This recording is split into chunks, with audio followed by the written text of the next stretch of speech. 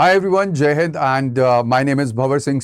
I'm ex-NDA, had an 15th course and qualified civil services in 2012. And I welcome you onto the platform of StudyIQ. Now, over here, we'll be talking about the registration of the Births and Deaths Act of 1969. Now, we are talking about this because in Lok Sabha, recently we have seen that the amendment to the Act had been passed and the bill had been moved in the Lok Sabha. Now, the basic reason behind moving this amendment is to prevent the misuse and to curb the frauds related to the registration of the birth and death. And also the another point of view is that ultimately it will also prevent the identity misuse, and also it will improve the demographic data as well in the country. Now, when it comes to the Act, this was passed in 1969, then it was amended in 1985, then in 2023. And we have seen the recent amendment bill which had been brought in Lok Sabha and had been passed by the Lok Sabha on 31st of July 2026.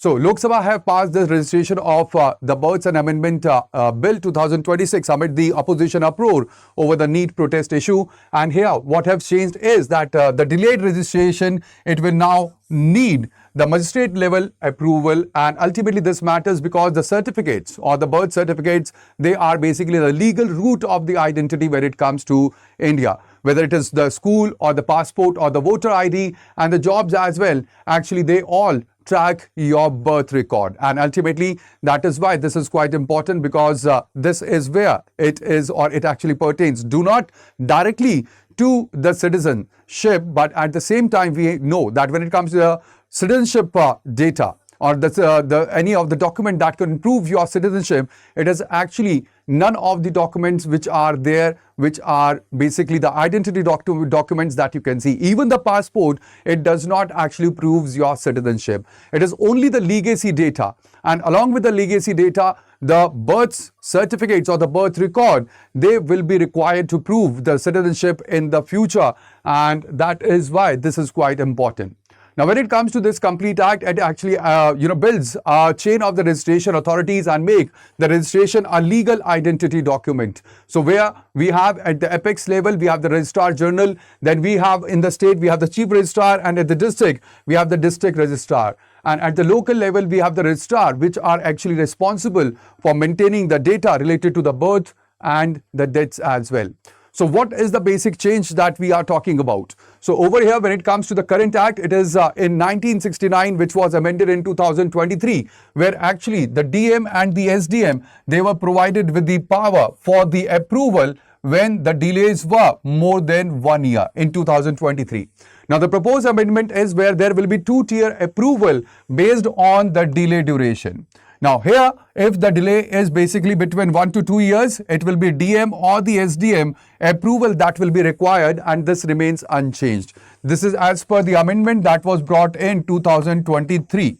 But at the same time, when it comes to beyond 2 years, so over here, there will be first class judicial magistrate approval that will be required for the registration of the birth or the death. And here you can see that this is basically shift in the authority, because when it comes to DM and SDM, they are the executive authority. And now we are talking about the judicial authority when it comes to the first class judicial magistrate. And this is for the very first time and for the very late registration that are beyond the 2 years of the delay. And there has been no change in the system for the birth and the deaths reported within 1 to 2 years, where there will be executive approval from the DM or the SDM that will be required as per the amendment act.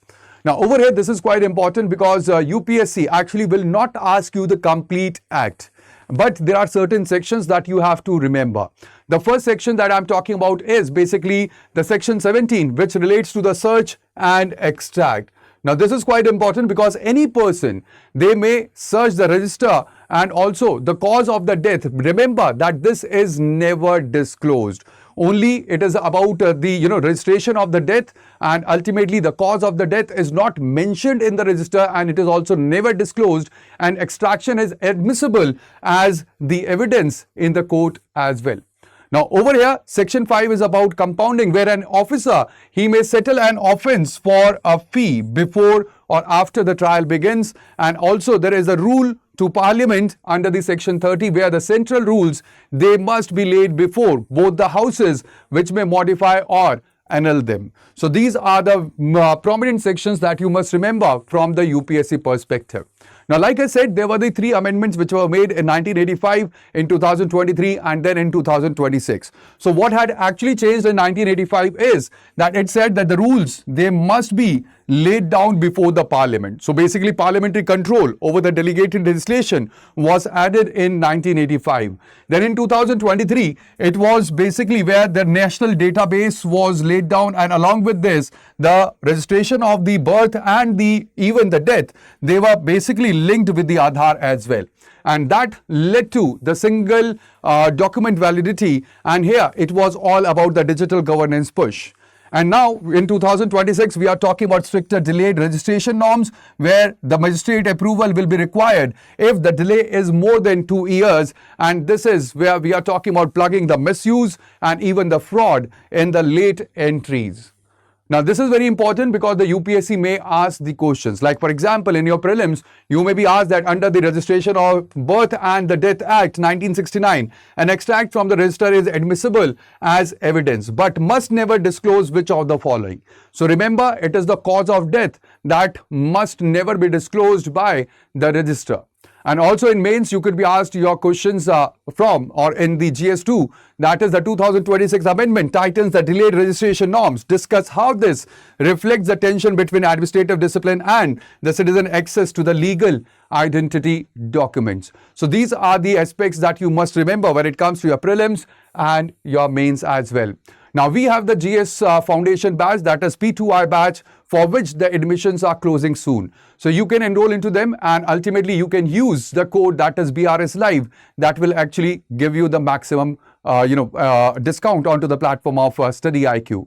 Also, please do not forget to like the session, do share the session with your friends, and also subscribe to our channel if you have not subscribed it yet, so that you do not miss any of the future updates. So that would be all in this session. I hope that now you have complete clarity about what had been changed in the Registration of the Births and the Deaths Act of 1969.